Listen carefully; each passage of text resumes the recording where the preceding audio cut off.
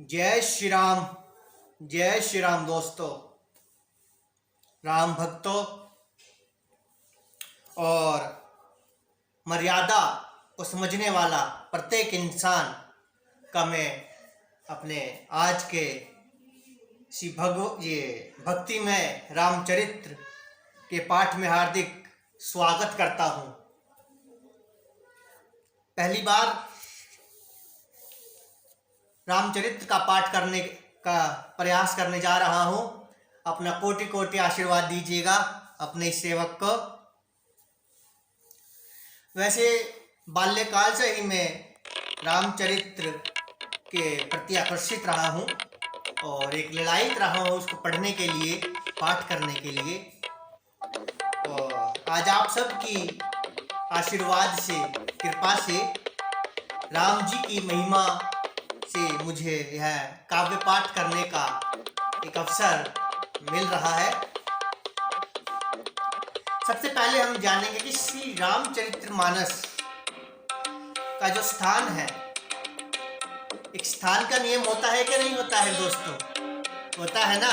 हाँ, तो वो स्थान जो है रामचरित्र का सर्वप्रथम आता है, ना ही केवल हिंदी साहित्य में या फिर हिंदू धर्म में लगा लीजिए, स्नातक धर्म में, बल्कि विश्व में सभी साहित्यों के अंदर और सभी प्रकार के मर्यादित धर्मों में सर्वप्रथम जो स्थान आता है वो रामचरित्र का स्थान आता है। और इसमें आप अनेक साहित्यिक रसों का आनंद जो आपको चखने को मिलता है और इसी साहित्य में आपको कदापि नहीं मिलता। ये सत्य है। काव्य कला और जो शायरी होती है, काव्य कला होता है, कविताएं होती है, या साहित्य कह सकते हैं इसको आप, चाहे वो कबीर का हो या खुसरो का हो, उसकी दृष्टि से भी जो रामचरित्र का जो स्थान आता है सर्वप्रथम नंबर 1 पे आता है दोस्तों। ये सत्य है। इसमें आप एक मर्यादित जीवन को जीने का एक जो चरित्र का निर्माण होता है वो कहीं और से नहीं हो पाएगा। एक आदर्श जीवन, आदर्श राजधर्म, एक राजा का क्या धर्म होता है अपने प्रजा के प्रति, वह इसमें आपको देखने को मिलता है। आदर्श पारिवारिक जीवन जिसमें पिता पुत्र का रिश्ता, माता पुत्र का रिश्ता, भाई भाई का रिश्ता, पति पत्नी का रिश्ता, देवर भाभी का रिश्ता। अब देवर भाभी बोला है तो आप मुस्कुरा रहे हैं। अब ये बताइए, सीता जी जो थी वो लक्ष्मण जी की क्या लगती थी? भाभी थी कि नहीं थी? थी ना? हाँ। आदर्श पतिव्रत धर्म, इसमें एक ही नहीं अनेकों ऐसी अहिल्या जी हैं, सीता माता, कौशल्या, मंदोदरी रावण की पत्नी, यह भी दिव्य कोटि की सती रही हैं, नाम आता है उनका।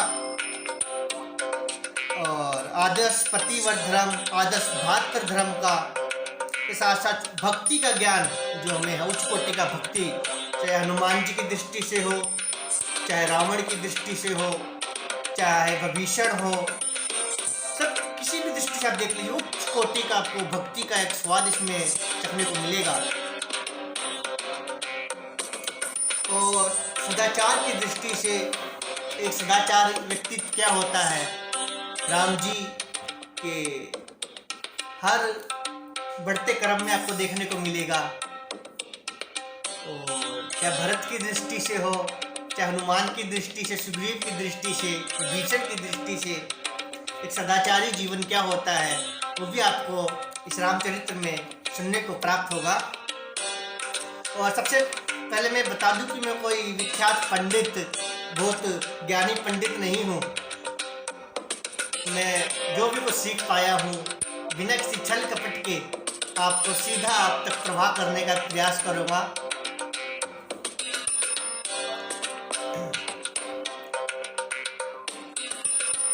और यही कारण है कि गरीब अमीर, समाज का कोई भी वर्ग हो, सभी की दृष्टि में जो ये राम जी का जो रामचरित्र है, एक मर्यादा जो इसमें देखने को मिलती है ये सबको आकर्षित करती है, जो आज के समय में हम सोच भी नहीं सकते, कल्पना भी नहीं कर सकते, वो हमें रामचरित्र में पढ़ने को, सुनने को प्राप्त होता है।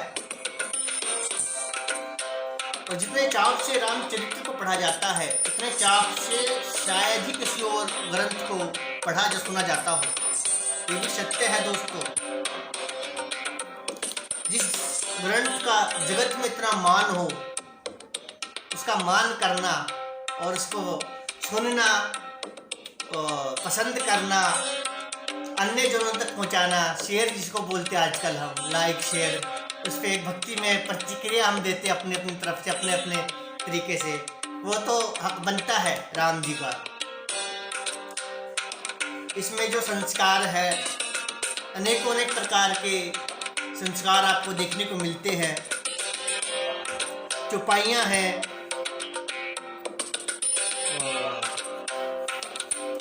इतना भक्ति में इसके अंदर एक स्वाद आपको सुनने के लिए प्राप्त होता है, वो कभी किसी और उसमें प्राप्त नहीं हो पाता। तुलसीदास जी जैसे अनन्य भागवत भक्त के द्वारा, जिन्होंने भगवान श्री सीताराम जी की कृपा से अपनी उनकी दिव्य लीलाओं का प्रत्यक्ष अनुभव करके यथार्थ रूप में वर्णन किया, साक्षात भगवान गौरी शंकर जी के आज्ञा से हुई। जी हाँ, गौरी शंकर जी ने साक्षात तुलसी बाबा को दर्शन दिए थे और उनसे गुहार प्रार्थना करी थी कि वह रामचरित्र का निर्माण करें, जिससे संसार में एक मर्यादा का निर्माण हो पाए। इसीलिए चाहे किसी की भी दृष्टि से आप देख लीजिए, राम का स्थान सर्वोपरि है। तो मेरे भी राम तेरे भी राम, ये एक रामचरित्र का मैंने जो एक छोटा सा प्रयास कर रहा हूँ, आशीर्वाद दीजिएगा।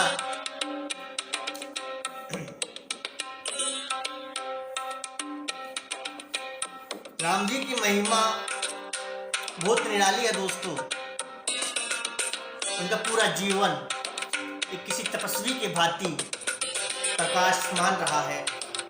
और सच कहता हूँ दोस्तों, जितना उन्होंने अपने जीवन में संघर्ष किया है, हमारे बस की नहीं है। हम सोच भी नहीं सकते कि ये क्या कहते हैं, फूलों की डाल, फूलों से भी नाजुक इसका वातावरण रहा, उसे अचानक से वनवास हो जाता है।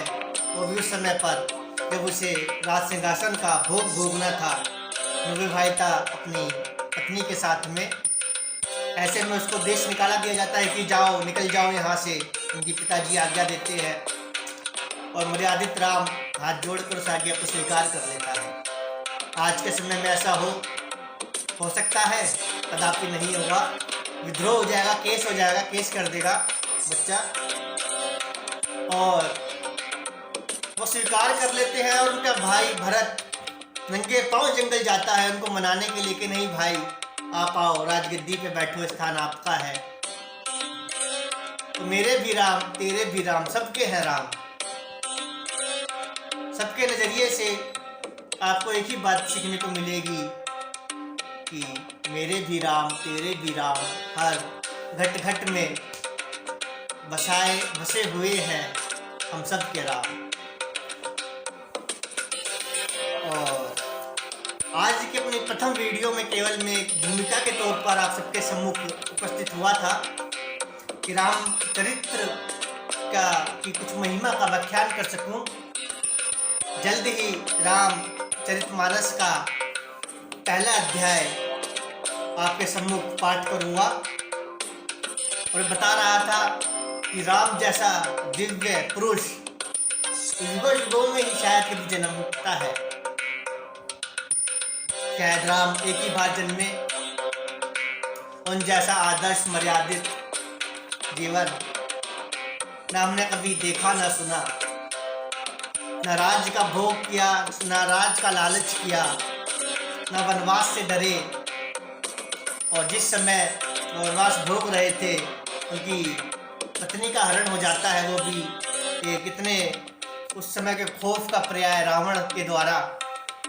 तो वह तब भी नहीं अपना संयम खोते, तब भी मर्यादित रहते हैं और कूच कर जाते हैं लंका पर उस वानरों को इकट्ठा कर कर और सत्य की शक्ति से विजय हासिल करते हैं, उस खौफ पर और विजयी होते हैं। ऐसे हैं हमारे राम। तो जल्द ही रामचरित्र मानस का आपका ये सेवक पाठ करेगा। अपना आशीर्वाद और कृपा दृष्टि अपने मित्र पर बनाए रखिएगा। जय श्री राम, जय श्री राम। जय श्री राम, और जय लगा दीजिए साथ में। जय जय